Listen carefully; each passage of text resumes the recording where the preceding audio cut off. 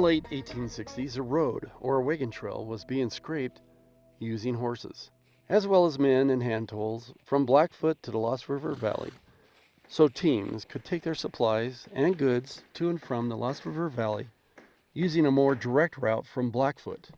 Captain McCaleb, formerly of the Confederate Army, was good friends with Sheriff Fury.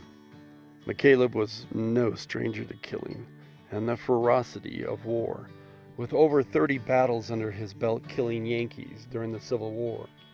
When he went west, he found one of the richest gold claims at the Alder Creek.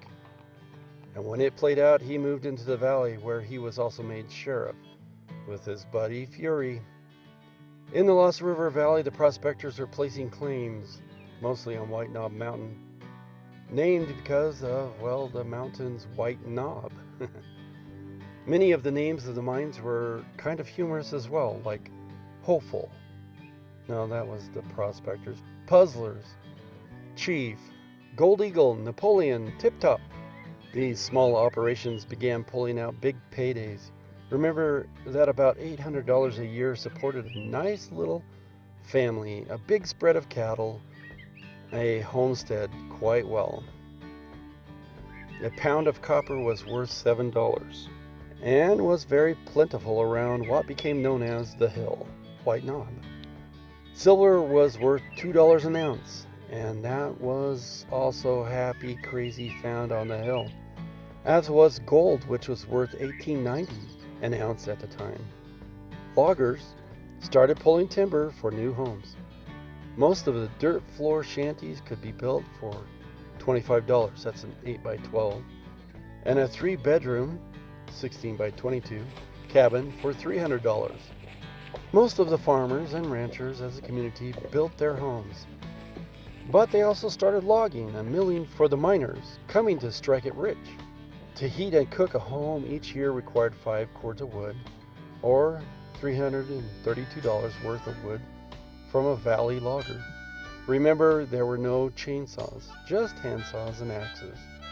It was hand and horse labor. The horse would have a rope or cable attached to its harness to drag or snow float the logs to a sled or wagon. This is kind of ingenious. This guy invented snowboarding with a horse. What he's doing with this log, he's cut it into a cabin length. He's standing on the end of it, not to take a break or get out of work. What he's doing is helping the horse. As he stands on the back of the log, the weight helps lift the log's front end up. Then he gives the horse a little snap, and they start taking off. Now the snow-lubricated log can lift over the snags and float in the snow because the logger is riding in the back. So snowboarding in Lost River during the 1800s. Much of this was done at the beginning of the winter or the end of the spring, so horses could pull the logs on the lubricating snow.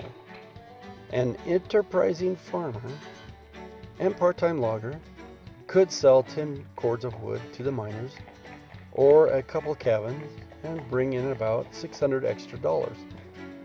This would be enough to buy a cultivator, a plow, $325, and 10 heifers and a bull, $270. A road was being constructed from Butte Camp at the south end of the valley to the north end of the valley to meet a wagon trail at Camp Era in Houston. This in turn met up with a wagon trail going to the north end of the valley to Challis. The Lost